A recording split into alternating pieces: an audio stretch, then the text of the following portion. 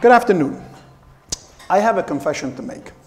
When I came here 15 years ago, there were two things that I had an abundance of: too much hair and too much fat. And while I did not mind the hair, I was certainly conscious about the fat. You see, I was struggling with weight issues for most of my adult life. This is the result of leading a sedentary life and eating whatever I wanted, whenever I wanted. This combination, lack of exercise and unhealthy eating habits, can be a deadly one. And you know what? It almost was. 10 years ago, I had a heart attack. And my arteries were almost blocked. I went to the doctors and they said, if you continue doing this, you're going to end up in the hospital for a more serious procedure, ranging from angioplasty to an open heart surgery. So I panicked and I tried to lose weight as fast as I could.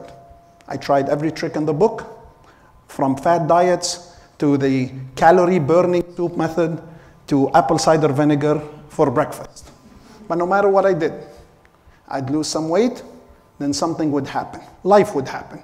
I'd get demoted at work, or I most recently lost my mom.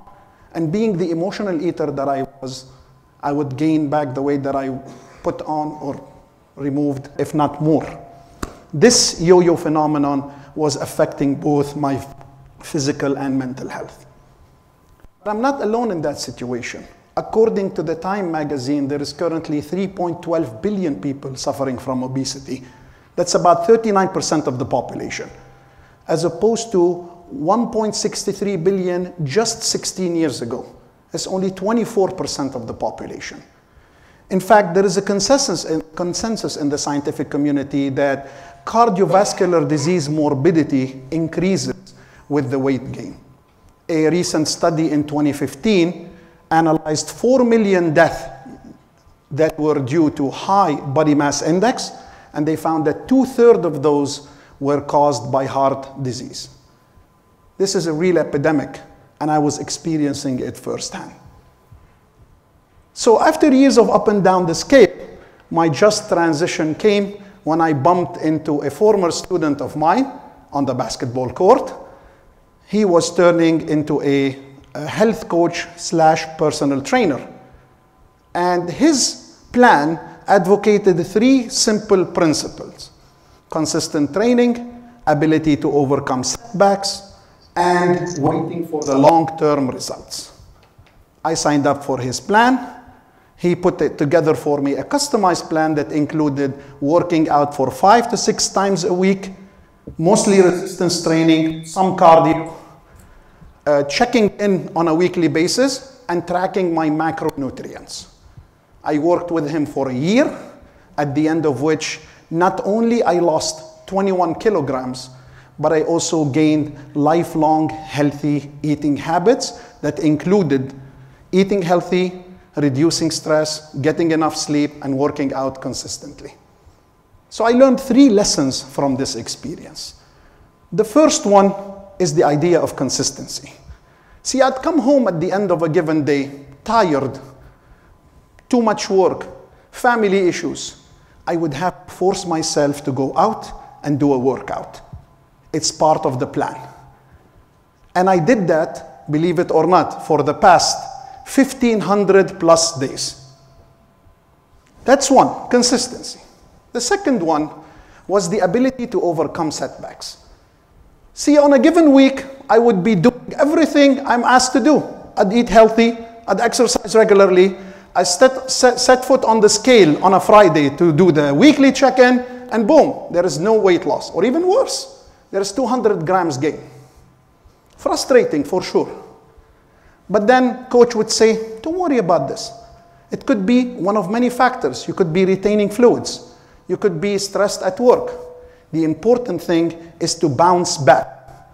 And you know what? I often did. That was key component in this process. And speaking of the process, the third ingredient was the ability to wait for the long-term result, trusting the process. You see, in all of the previous times, I was waiting for quick fixes. I wanted to get to wear that particular suit for graduation. The only breakthrough that happened was my ability to wait for the long-term result. It wasn't about the immediate gains, it was about the long-term loss of weight. So with these three ingredients in mind, it needed a final pinch. It's the idea of the mindset. The mindset is a crucial and important part of this process because without it, you wouldn't be able to step outside of the comfort zone. In all of my previous trial, I hadn't stepped outside of my comfort zone, and if I did, I hadn't strayed very far. I read a quote in one of the gyms that I was frequenting at that time in one of my unsuccessful attempts, and it said, "The body achieves what the mind believes." That seems to have flipped a switch. It triggered something in me, and it enabled me to go on taking on some pretty demanding challenges. I started running, then I ran local marathons, that's 42.2 kilometers, then international marathons, and on my 50th birthday, I ran a 50-kilometer ultra marathon. I also have taken on the David Goggins challenge, which consists of running 4 miles every 4 hours for 48 consecutive hours. I did it for 3 years running, and I did it to raise money for local charities. So, overall, I'm a firm believer that anything is possible once you set your mind to it, plan for it, work constantly and consistently to achieve it, and be able to wait for the long-term results. That's the only efficient way I was able to move from this to this to this. Thank you very much.